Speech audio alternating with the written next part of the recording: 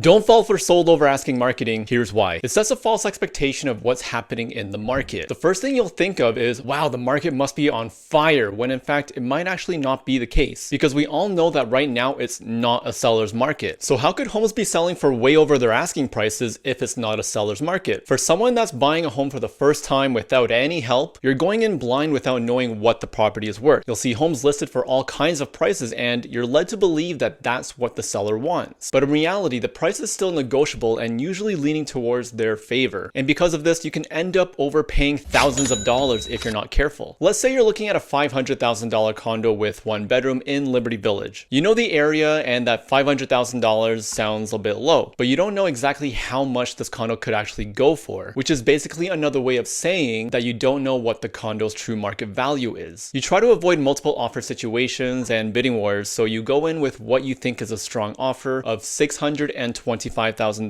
That same day, your offer is accepted and you drop off the deposit. And just like that, the condo just sold over asking. Later on, you find out that the property was actually only worth $575,000. You overpaid by $50,000, but you go through with the deal and make a down payment of 20% on closing. That's $125,000. Overall, you're still happy with your purchase and you can't wait to move into your new condo. But out of curiosity, because I know you're curious, let's look at the two scenarios to see if this was a good deal. And by the way, I'm Fred Tam. I'm a real estate broker here in Toronto. I put out new videos on YouTube every single week to help you reach your real estate goals. If you're gaining value, hit subscribe. And now let's take a look at what the real differences are when you overpay for a home. At $625,000, your mortgage payment is about $3,200 per month. In the first 5 years of owning your condo, you pay $143,000 in mortgage interest, and also $31,000 gets paid down on your mortgage balance. Here's the second scenario if you bought the place at its market value for $575,000. Your 20% down payment goes down to $115,000. Your monthly mortgage payment becomes $2,900 per month, and after the first 5 years, you paid $132,000 in mortgage interest. The mortgage balance goes down $3,200 after 5 years. So the main differences when you pay less are that your down payment is $20,000 less, and that's cash that you get to keep in your pocket rather than putting it towards the purchase of your new home, if you don't want to. Your monthly mortgage payment also goes down by $300. You would end up paying an extra $9,000 in interest over 5 years, and also an extra $1,000 would be paid towards your mortgage balance. That's not a lot, but it's the mortgage interest is where the massive savings are when you pay less for your home. And in this case, when you pay market value and not a price that's way over asking. So when you look at this, $50,000 ends up making a pretty big difference. Is it worth it? Some would argue that it's not worth the extra money spent on overpaying for your home. Nobody wants to pay more than what they have to for something. If you knew the market value before making an offer and didn't end up overpaying, that extra $50,000 could go towards moving expenses, paying down other debt, maybe some renovations like removing old carpets or changing the old floors, painting the entire home, buying new appliances, or even some major renovations like upgrading the bathroom. You get the point. $50,000 can go a long way. So why overpay for a condo or house or any property and contribute to the sold over asking tagline that honestly benefits everyone except the buyer? Keep watching and I'll show you why it does. In the example with Liberty Village, condo prices went up an average of 5% every year over the last 5 years. Home prices everywhere came back down and have been slowly going back up since 2022. But you can see that in about 5 years, condo prices are forecasted to be around $650,000 at a conservative 5% annual rate of appreciation, which is more than the $625,000 you originally paid. If you plan to stay in your home for at least 5 years, then it might actually not be such a bad idea to spend the extra money to get what you want today, because in 5 years, let's be honest, home prices are likely going to be higher. And if you wait around, you could end up getting caught in the same exact situation of overpaying, but instead at higher prices. The home you want today is probably cheaper to buy today than in 5 years from now. But what if it's not? What if you made a bad decision and in 5 years from now, the home you bought is worth less? Or maybe you just break even. Anything's possible, and it's fun to watch your property value fluctuate, but it obviously sucks when prices go down. So here's what you do, and remember this. Don't get so tied up with your property value right after buying and the years to follow. If you're living there, then just live. You can treat it like an investment, but try to ignore the property value as time goes by. Get some market updates here and there, but watching it every month does not make sense, especially for all those analytics out there, because in real estate, property values take months or years to change. You're not going to see huge gains or losses every month, like let's say compared compared to the stock market. Just know that over time, your property will likely go up in value whether you're watching the market or not. That's what's known as passive appreciation. Just let Father Time do its thing. Another thing to remember is that hopefully you're not putting yourself in a position that will end up with you being forced to sell if you don't want to. That's why budgeting is so important, and overextending your finances can be dangerous. We saw two situations in the last 5 years that left homeowners in tough situations. That was during the pandemic in 2020 and during the mortgage rate hikes of 2022. During both events, home prices fell in a blink of an eye. I remember the market for Airbnb was basically killed off, and investors were forced to trim down their real estate portfolios because they were overextended with multiple properties and several mortgage debts that were no longer being paid down by tenants or bookings through Airbnb. And in the most recent years, the interest rate shock caused home prices to fall, with buyers forced out of the market through high borrowing costs, leaving homeowners selling for lower than what they were hoping to get. Definitely a lot less sold over asking signs were advertised during those years, and that's the danger of not establishing a well-defined budget and the risk involved with overextending your finances when it comes to real estate. But if you're doing your due diligence and being smart about your purchase, even if property values are down, that's okay because you can hang on to the property. It's your home and your choice. Continue to live there comfortably and hopefully not paycheck to paycheck while you wait for the market to go up again so you don't lose money on your home. Home prices eventually go up again. Just do what you can so that you're not in a position where you have to sell. And you'll always get to do things on your terms and your timeline. Here's one last final thing about the famous sold over asking tagline. In real estate, it's essentially just a marketing tactic to get buyers and sellers thinking about the market and their current living situation. For buyers, the thought is that the market is hot and it's time to act before prices just keep going up, which by the way, they are right now and likely will continue to keep going up throughout this year. The pent-up demand comes out of nowhere and suddenly buyers are caught competing against each other, which ultimately increases home prices. For sellers, it's simple. They want a piece of the action, so they sell their homes and capitalize on these high market prices. At the end of the day, try to avoid getting caught by this. Marketing is used all over the place every day to get people thinking, whether it's a brand logo that you see everywhere, a catchy sound or jingle, or in this case of real estate, a catchy phrase, because that's all it really is. Toronto properties last year saw more than 22,000 homes sold for more than asking out of 51,000 properties that sold. That's a 44% chance that the listing you're looking at is probably going to sell for more than the asking price, which is another way of saying that you have a 44% chance of overpaying for the home you want if you're not careful. And while I think it's important to know the current market conditions you're buying in, you don't have to know every single detail about the market. Don't get caught with analysis paralysis because you end up freezing up and accomplishing nothing as you dig deeper into the numbers. If you're looking to make a move, whether you're buying or selling, and you're in a position to do it with all your bases covered, go for it. Hope you enjoyed this video, subscribe for more, and I'll see you in the next one.